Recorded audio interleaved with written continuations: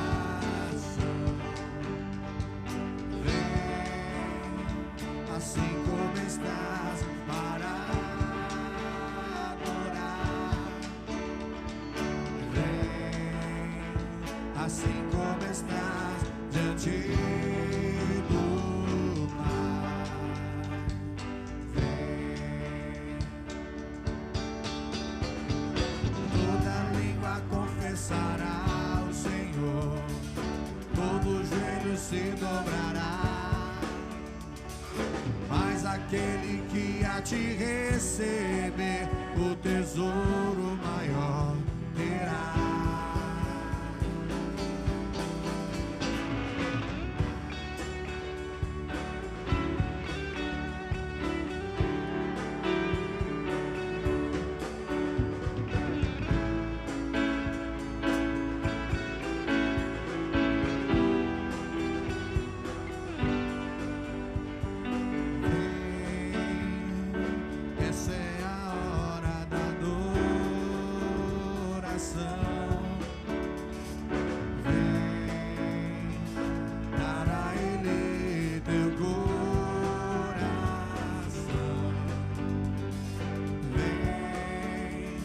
Assim como estás para adorar, vem, assim como estás diante do Pai, vem. Toda língua confessará o Senhor, todo joelho se dobrará.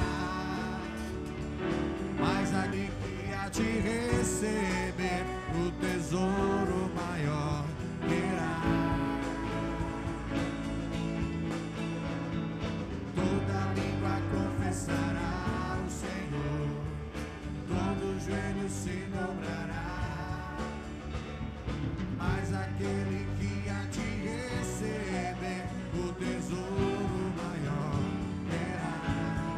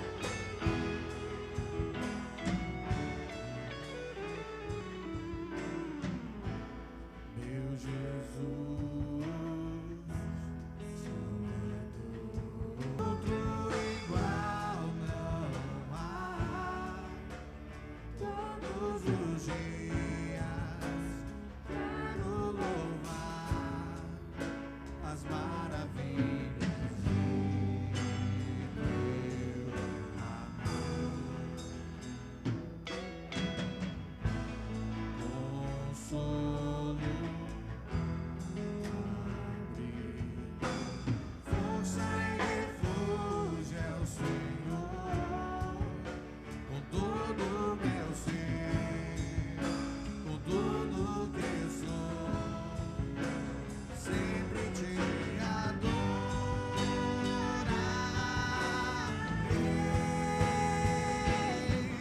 Aclame ao Senhor toda a terra e cantemos poder, majestade, louvores ao Rei. Montanhas se prostrem e rujam os mares ao som de meu nome. Alegre te louvo por teus grandes feitos, firmado estarei, sempre te amarei. Incomparáveis são as promessas do Senhor, incomparáveis são as promessas do Senhor, incomparáveis são as promessas do Senhor.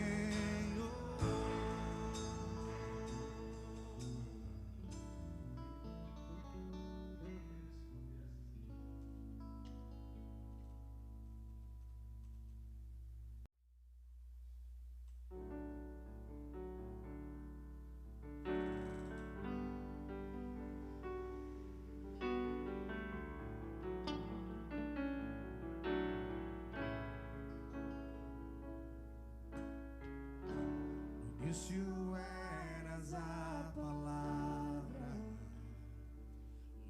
com Deus o Altíssimo.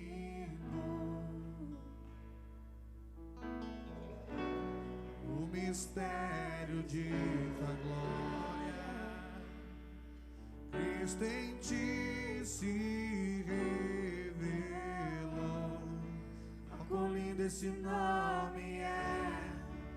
Quão lindo esse nome é, o nome de Jesus, meu Rei. Oh, quão lindo esse nome é, maior que tudo Ele é. Oh, quão lindo esse nome é, nome de Jesus.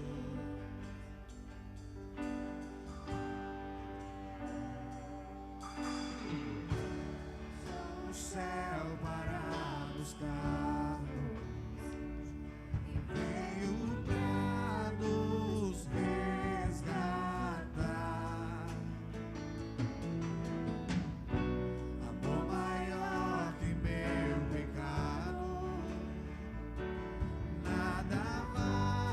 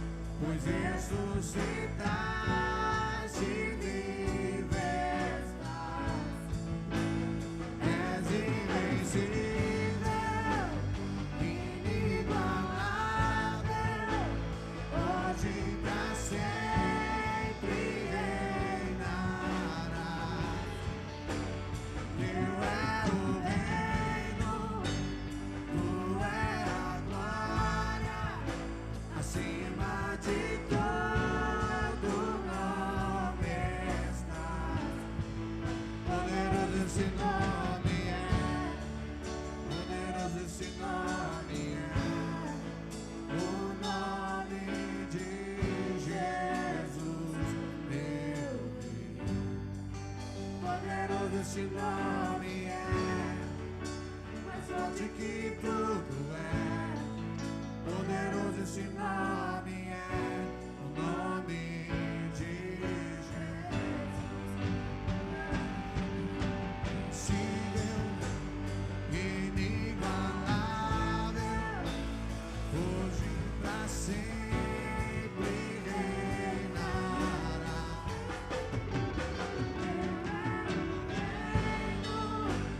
Tu é a glória, acima de todo nome está. Poderoso esse nome é, poderoso esse nome é, o nome de Jesus, meu Rei. Poderoso esse nome é, mais forte que tudo é. Poderoso esse nome é, o nome de Jesus. Poderoso esse nome é, o nome de Jesus. Poderoso esse nome é, o nome de Jesus.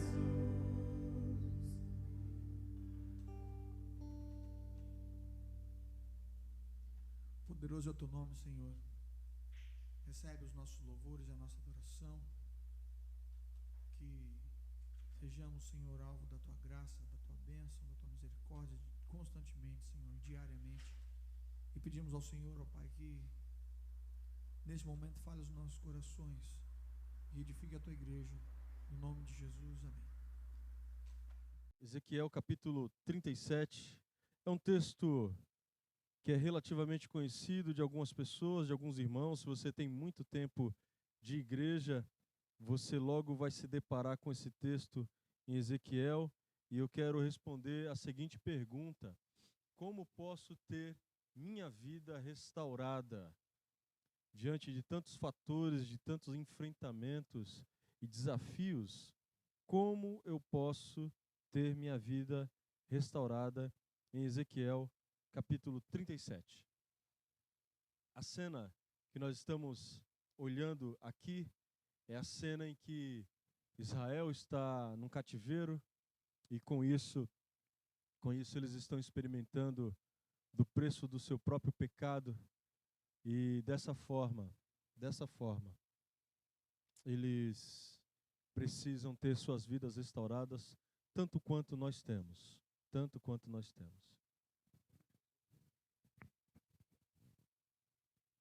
O texto bíblico diz assim: a mão do Senhor veio sobre mim e o Espírito do Senhor me levou a um vale cheio de ossos. Ele me conduziu por entre os ossos que cobriam o fundo do vale, espalhados por toda parte e completamente secos. Então ele me perguntou: filho, acaso estes ossos podem voltar a viver? Respondi: ó Senhor soberano, só tu o sabes. Então ele me disse: profetize a estes ossos e diga: ossos secos, ouçam a palavra do Senhor. Assim diz o Senhor soberano: soprarei meu espírito e os trarei de volta à vida. Porei carne e músculo em vocês e os cobrirei com pele. Darei fôlego a vocês e voltarão à vida. Então saberão que eu sou o Senhor. Assim anunciei esta mensagem como ele me havia ordenado. De repente, enquanto eu profetizava, ouviu-se em todo o vale um barulho de ossos batendo uns com os outros, e os ossos de cada corpo estavam se juntando. Então, enquanto eu observava, músculos e carne se formaram sobre os ossos. Em seguida, pele se formou para cobrir os corpos, mas ainda não respiravam.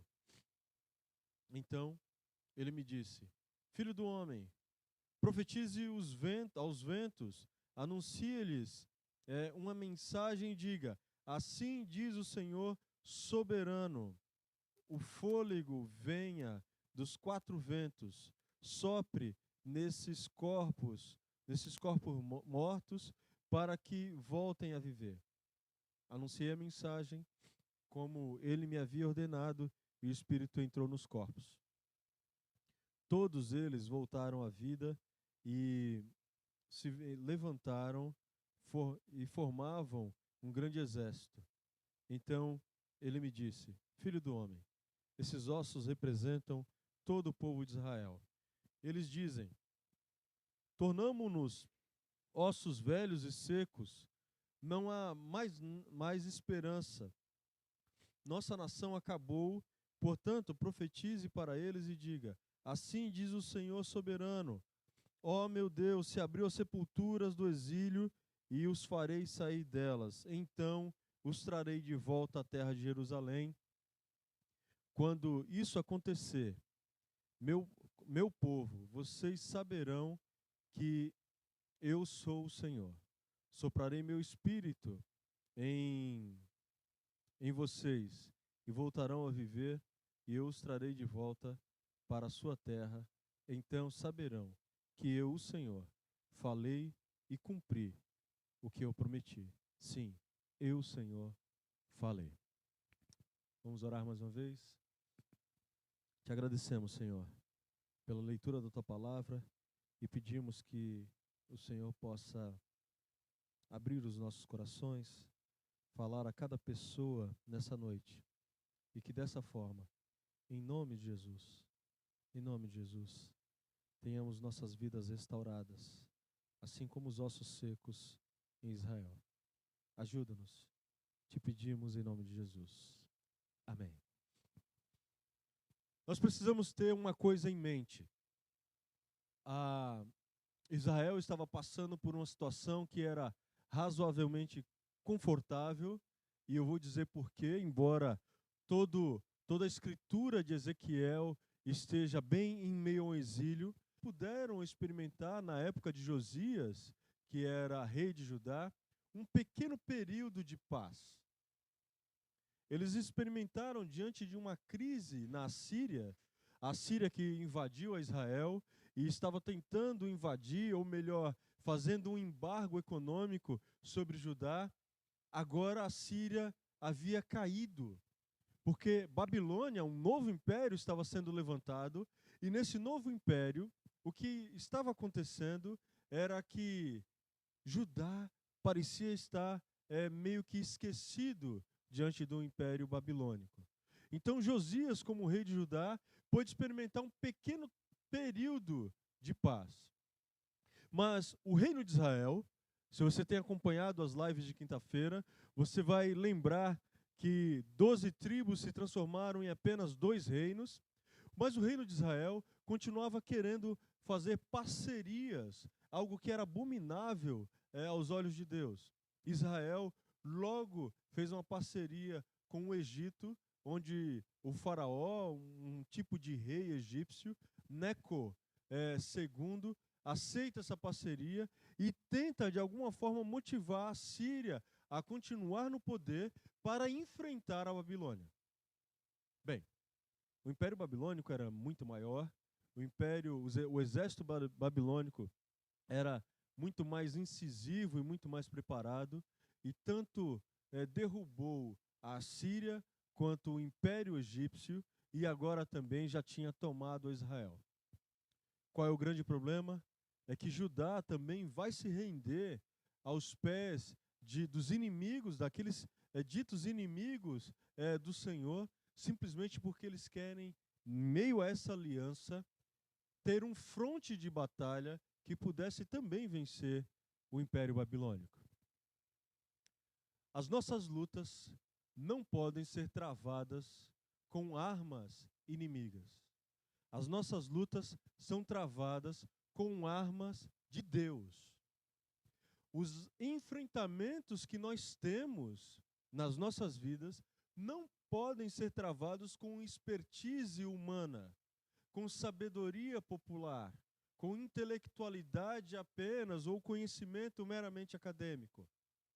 Note, preste atenção, Não estou falando aqui que estudar não vale a pena, não estou falando aqui que dedicar-se a uma academia e prestar uma grande universidade, ou dedicar-se ao mestrado e doutorado, são coisas que Deus abomina. Não, não é isso. Eu estou dizendo que Deus abomina quando nós trocamos ter confiança no Senhor para ter confiança em qualquer outra coisa. O que eu estou dizendo aqui é que ou nós confiamos no Senhor, ou nós elevaremos ídolos. Colocaremos diante de nós certezas e convicções que não vêm da parte de Deus. Isso não é algo novo. Na época aqui, em Ezequiel, 600 anos antes de Cristo, o povo hebreu havia decidido não ouvir ou não esperar mais no Senhor. E como Deus não respondia, eu prefiro fazer parcerias. Então, por que eu vou esperar de Deus alguma coisa se eu posso tomar emprestado de um ímpio? Por que eu vou esperar qualquer coisa de Deus se eu posso ser amigo de alguém que não teme a Deus, de alguém que é traficante de drogas, alguém que não tem uma vida correta diante do Senhor? Eu posso fazer essa parceria e trocar mercados, trocar materiais, dar um voto de confiança a esse camarada, porque estamos numa crise, estamos na pandemia. Como é que eu vou sobreviver? Como eu vou sobreviver em meio ao caos que estamos enfrentando? Desse jeito nós acabamos de tirar da nossa visão o Salmo 86, que diz que quando eu clamo, Deus responde. Jeremias 33:3, que também vai falar a mesma coisa. Quando nós clamarmos, Deus irá responder. Nós acabamos de rasgar o versículo bíblico que diz que não temos nenhum outro lugar para ir a não ser estar aos pés de Jesus. Como disse Pedro em João, capítulo 6. Quais são as opções que você tem feito? O cenário parece não estar muito distante, guardadas as devidas proporções, porque nessa época o povo estava sendo levado escravizado, em cativeiro, e eles estavam perguntando: por que o Senhor está fazendo isso comigo?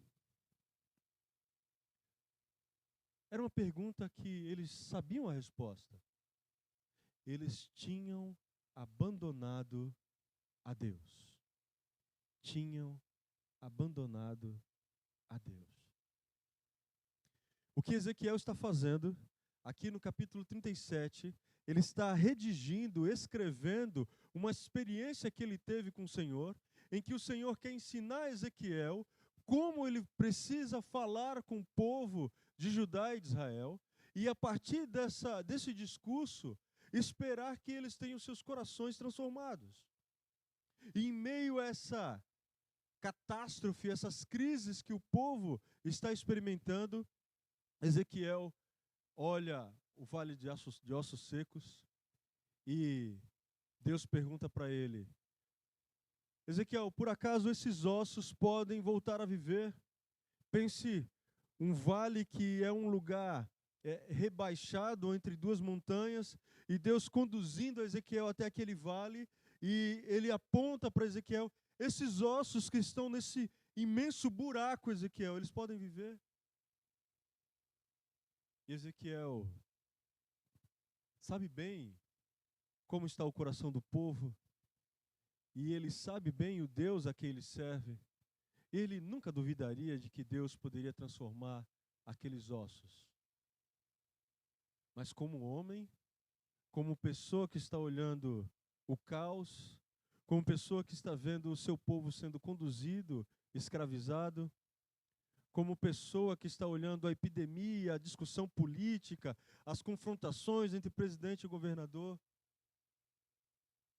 ele hesitou em responder com convicção e disse: só o Senhor sabe, só o Senhor sabe se pode haver restauração numa noite de domingo. Só o Senhor sabe. Então, Deus dá a Ezequiel a tarefa de profetizar aqueles ossos, e nós acabamos de ler o texto bíblico. Os ossos não só se juntam diante daquele vale inteiro, mas eles começam a ter carne e tendão, mas não respiravam.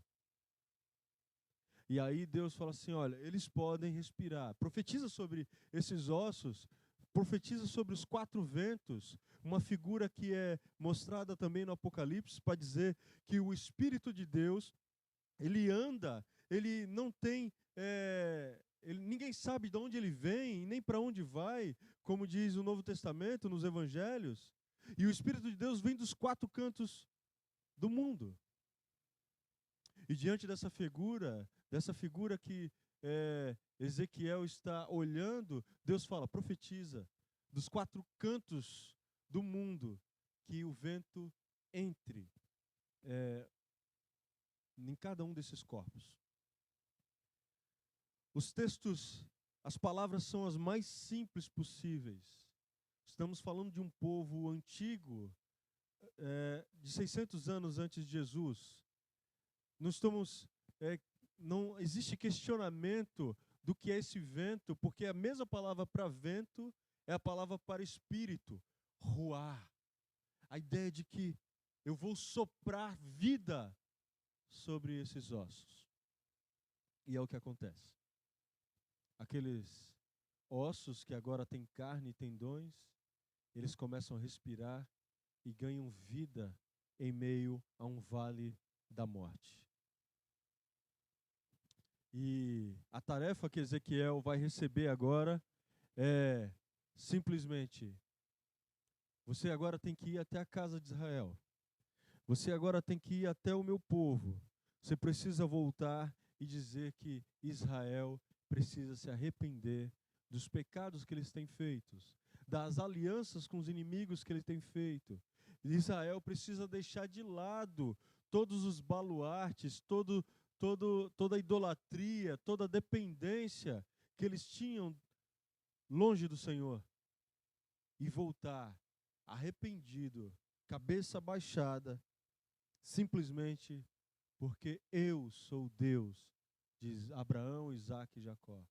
Eu sou o Senhor do povo.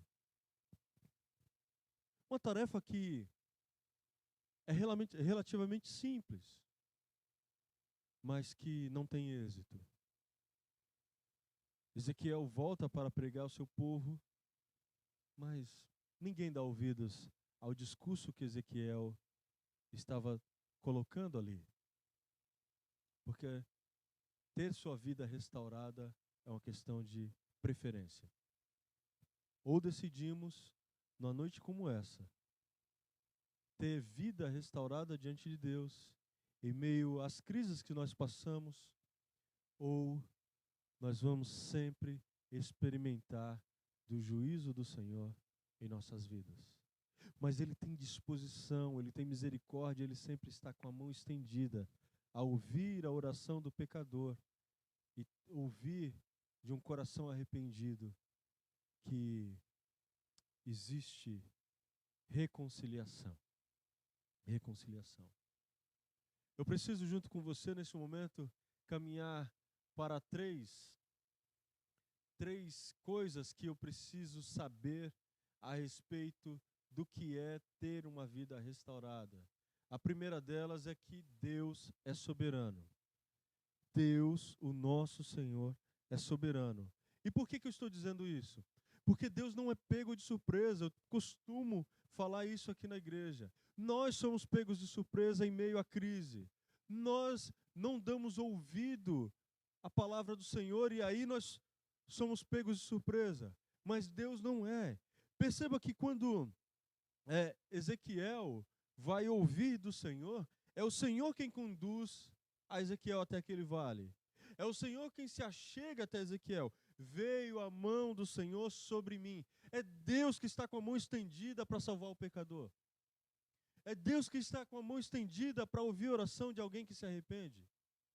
É Deus que está com a mão estendida para guiar os pés daqueles que querem ter sua vida restaurada. Ele é soberano. Tanto é soberano que quando Ezequiel vai dar resposta, ele diz: ó soberano Deus, ó soberano Deus, só o Senhor sabe. Ó soberano Deus, só o Senhor conhece de todas as coisas. Então, nada escapa do controle de Deus. Nada. Unha quebrada, ao fio de cabelo caído, até as maiores derrotas que você experimentou ou deve estar experimentando em meio a essa pandemia, acredite, nada escapa do controle do nosso Senhor. Sabe o que Ele requer de nós? Ele requer de nós apenas duas coisas. Ele requer de nós fé e obediência.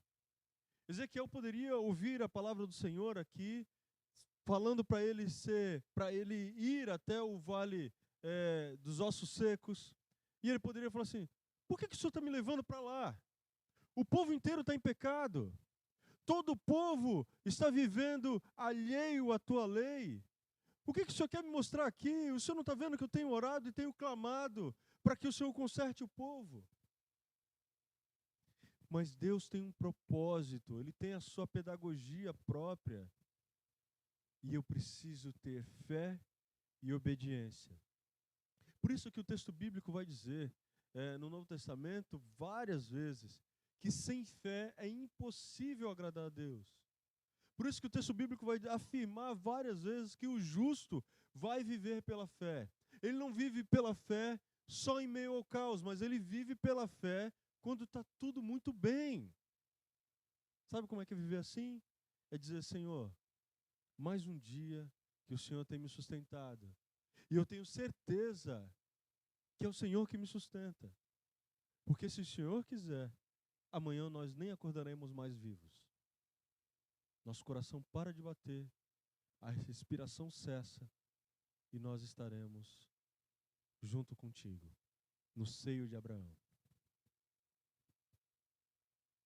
Fé e obediência foi aquilo que foi requerido de Adão. De todas as árvores do jardim, você pode comer, Adão. Mas dessa árvore, do conhecimento do bem e do mal, lembre-se que no centro do jardim haviam duas árvores, a árvore da vida e a árvore do conhecimento do bem e do mal. Da árvore da vida você pode comer. Da árvore do conhecimento do bem e do mal, não coma, não coma, porque no dia que você comer, você irá morrer. Sabe o que aconteceu? Desobediência. Parece que a proposta de Satanás era melhor.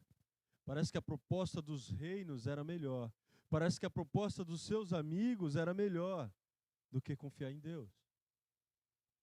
E o que ele faz é simplesmente alcançar o fruto e comer junto com sua mulher. No momento que eles comem, eles não morrem. Mas é porque talvez o significado de morte para nós seja diferente do significado de morte na Bíblia. A Bíblia fala de morte como separação. No momento que Adão e Eva comeram do fruto, eles foram separados da presença de Deus. Mas a Bíblia também fala de morte como morte física. Adão e Eva morreram. Demorou, levou tempo, mas morreu. Mas o principal, no momento que eles comeram do fruto, eles transportaram para nós um tipo de gene espiritual, que é simplesmente estar separado de Deus espiritualmente. Toda vez que nós pecamos, nós damos um passo para trás. Toda vez que nós pecamos, nós nos esquivamos da presença de Deus. Ter fé e obediência é o que Deus requer de cada um de nós. É o que Deus requeria do povo de Israel naquela época e é o que Deus quer de você, se você quiser ter a sua vida restaurada.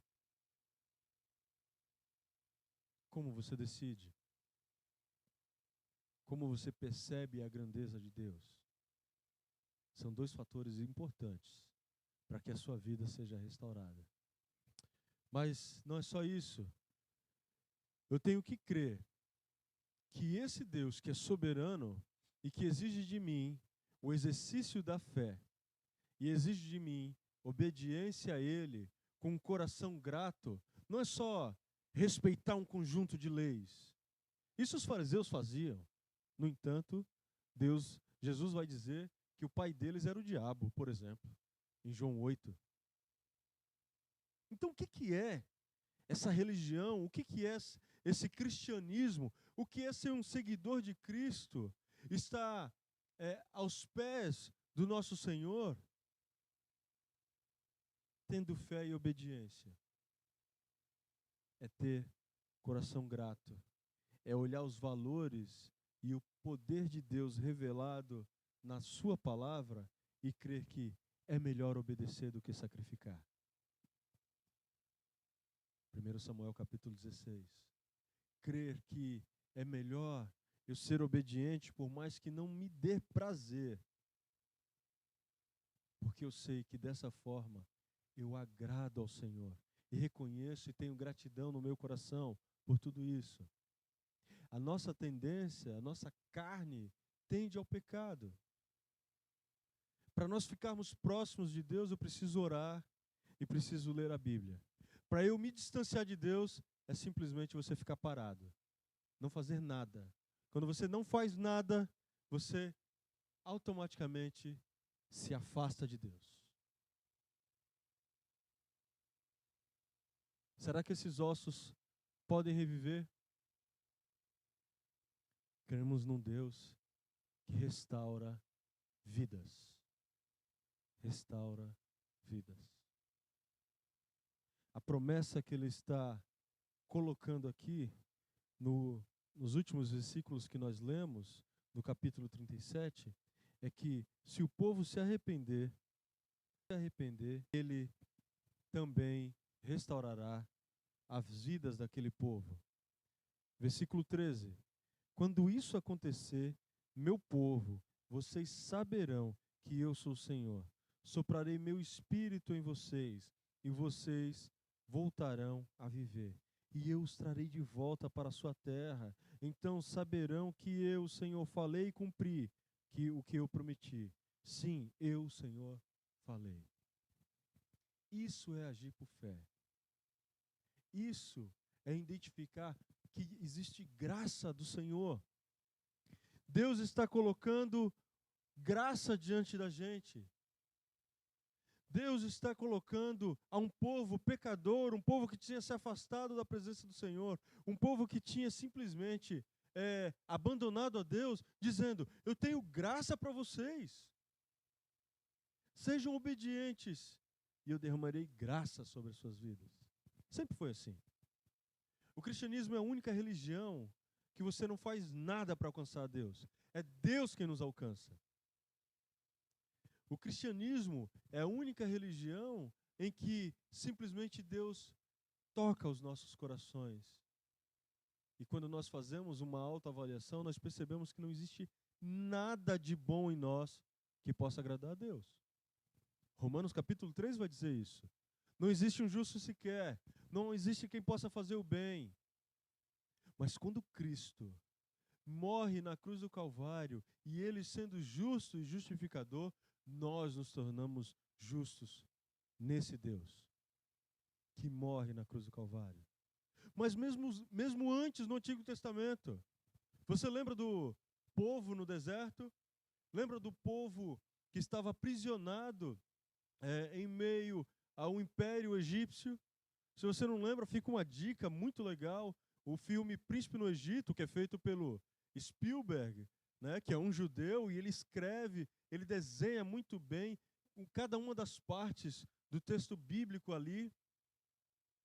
No momento que Moisés, sendo criado pela própria mãe e ensinado diante das leis e dos ritos hebreus, e sendo achatado pelas leis e os ritos do Império Egípcio, no momento que Deus fala: é você, Moisés, que vai tirar o meu povo do cativeiro egípcio, Deus não exige nada do povo. O povo já tinha seus costumes. O povo no deserto, quando saíram, reclamava, era melhor a gente estar lá escravizado. Era melhor estar comendo da mão do faraó do que estar aqui nesse deserto, comendo maná, bebendo água por meio de oração, esperando que o Deus possa ouvir as nossas orações. Era melhor estar lá. Esse povo de dura cerviz, cara de pau, esse povo é o povo que Deus falou para Moisés: eu vou tirar o meu povo do Egito. Graça. Graça. Isso é o capítulo 10 do Êxodo. Só no capítulo 20, 10 capítulos depois, é que Deus vai falar: para que vocês tenham um coração grato, eu quero lhes mostrar como vocês devem me agradar. Não tem outros deuses diante de mim. Não construa para você imagens de escultura. Êxodo 20. E os 10 mandamentos são ditos ali naquele momento. Que tipo de segmento você tem confiado? Que tipo de situação você tem enfrentado? Será que você não é um osso no meio do vale, morto, que não sabe mais em quem confiar, não sabe mais para onde ir? Se você está assim, numa noite como essa, se você tem acompanhado essa live, eu quero convidar você a orar. Existe uma cena de um filme muito interessante, um pastor amigo meu colocou no Facebook, e eu voltou à mente aquela cena em que, se você assistiu As Crônicas de Nárnia, o leão, o guarda-roupa e a feiticeira, uma das meninas ali, um dos irmãos, está aflita porque o leão, aquele que viria salvar, parece que estava atrasado.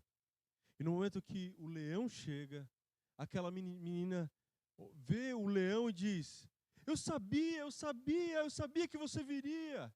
Eu sabia, eu tinha certeza. Meus irmãos não acreditavam, mas eu sabia que você viria. E o leão fala com aquela menina: mas o fato deles não acreditarem não a impediu de vir me buscar. O fato deles não acreditarem não te impediu de buscar. O que te impede de buscar a Deus nessa noite? São as pessoas? Será que são os irmãos nesse filme do C.S. Lewis? O que te impede de buscar a Deus nessa noite? É isso que está fazendo de você um osso seco, sem vida. E eu quero te dizer nessa noite: Deus restaura vidas. Deus restaura vidas e tem disposição para restaurar a sua.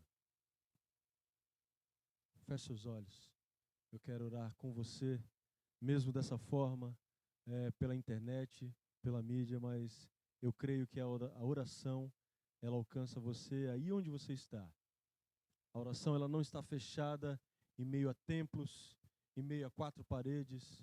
A oração é algo espiritual. Eu quero orar nesse momento para que aquele sacrifício de Jesus na cruz do Calvário tenha valor e seja uma verdade na sua vida. E que assim você ganhe vida. Porque Deus, o Deus do Antigo Testamento, do Novo Testamento, o nosso Deus hoje, tem disposição para restaurar vidas. Feche seus olhos, eu quero orar. Senhor, nós baixamos nossas cabeças e fechamos nossos olhos, e o Senhor conhece o coração de cada pessoa que tem acompanhado esse culto. E nós queremos pedir: tem misericórdia e restaura a vida dessas pessoas. Talvez muitas delas estejam com seus corações amargurados, estejam com seus corações angustiados. Eu te peço, Senhor, derrama sobre elas graça, paz, que elas possam experimentar do teu poder nesse momento, que que elas possam experimentar da Tua presença e que assim corações de pedra sejam trocados por coração de carne, ossos em meio a um vale possam receber nesse momento vida vinda do céu. Em nome de Jesus, faz isso, Senhor, para a honra e glória do Teu santo nome. Amém. Eu quero convidar você também, durante a semana, a orar pela nossa família em oração, que é a família da Fátima. Então, ore por essa família, ore pela Fátima, ore pela sua irmã, ore pela vida da mãe dela, Dona Cida, ore pela vida do seu noivo, Rafael, em nome de Jesus. Durante a semana, tenha esses nomes no seu caderninho de oração e ore por essa família, ore para que Deus derrame graça, vida e que possa sustentá-los durante toda essa semana. Obrigado por você ter nos acompanhado. Quinta-feira nós estaremos novamente aqui na live. Se Deus permitir, correndo tudo bem, nós falaremos sobre os reis do Antigo Testamento e aprenderemos lições grandiosas com esses reis. E eu espero que Deus, nesse momento, possa restaurar a sua vida. Deus te abençoe e até quinta-feira, se Deus quiser.